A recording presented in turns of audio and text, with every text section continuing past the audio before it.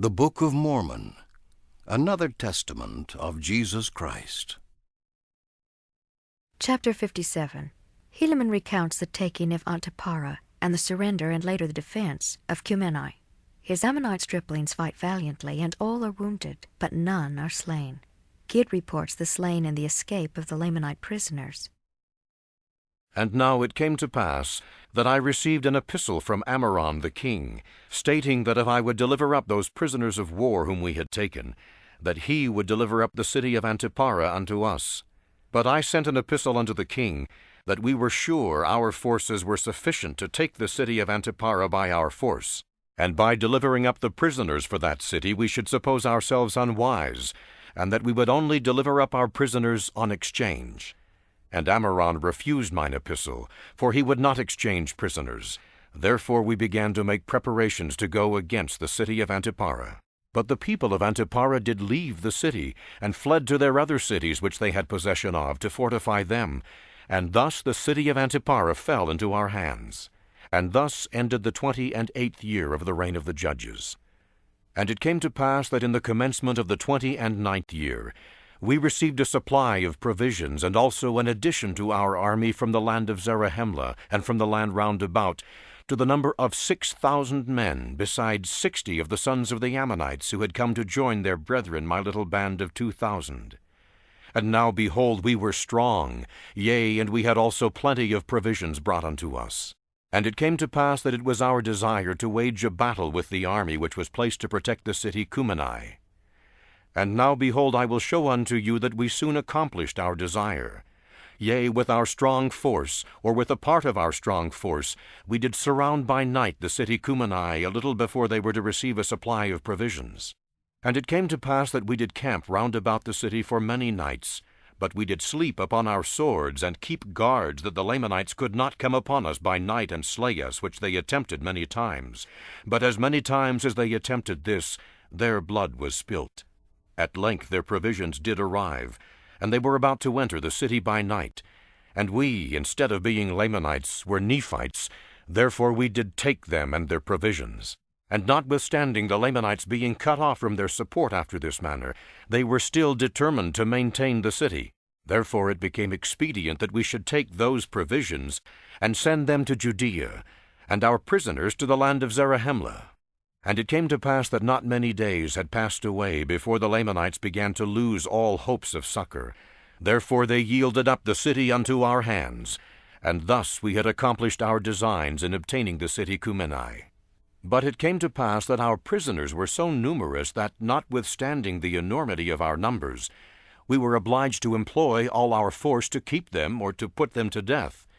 For behold, they would break out in great numbers, and would fight with stones and with clubs, or whatsoever thing they could get into their hands, insomuch that we did slay upwards of 2,000 of them after they had surrendered themselves prisoners of war. Therefore it became expedient for us that we should put an end to their lives, or guard them sword in hand, down to the land of Zarahemla, and also our provisions were not any more than sufficient for our own people, notwithstanding that which we had taken from the Lamanites. And now in those critical circumstances it became a very serious matter to determine concerning these prisoners of war. Nevertheless, we did resolve to send them down to the land of Zarahemla. Therefore we selected a part of our men, and gave them charge over our prisoners to go down to the land of Zarahemla. But it came to pass that on the morrow they did return.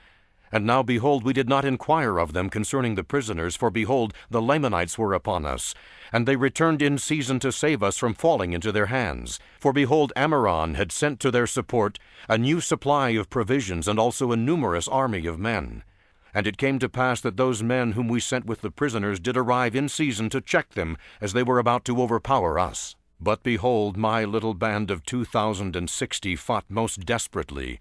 Yea, they were firm before the Lamanites, and did administer death unto all those who opposed them. And as the remainder of our army were about to give way before the Lamanites, behold, those 2,060 were firm and undaunted. Yea, and they did obey and observe to perform every word of command with exactness. Yea, and even according to their faith it was done unto them. And I did remember the words which they said unto me that their mothers had taught them. And now, behold, it was these my sons, and those men who had been selected to convey the prisoners, to whom we owe this great victory.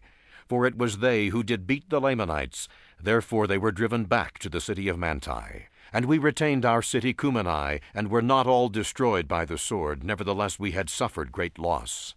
And it came to pass that after the Lamanites had fled, I immediately gave orders that my men who had been wounded should be taken from among the dead, and caused that their wounds should be dressed. And it came to pass that there were 200 out of my 2,060 who had fainted because of the loss of blood.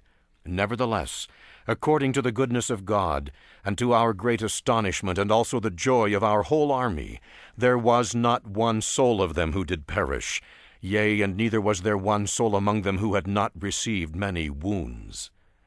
And now their preservation was astonishing to our whole army, yea, that they should be spared, while there was 1,000 of our brethren who were slain. And we do justly ascribe it to the miraculous power of God, because of their exceeding faith in that which they had been taught to believe, that there was a just God, and whosoever did not doubt, that they should be preserved by his marvelous power. Now this was the faith of these of whom I have spoken. They are young, and their minds are firm, and they do put their trust in God continually.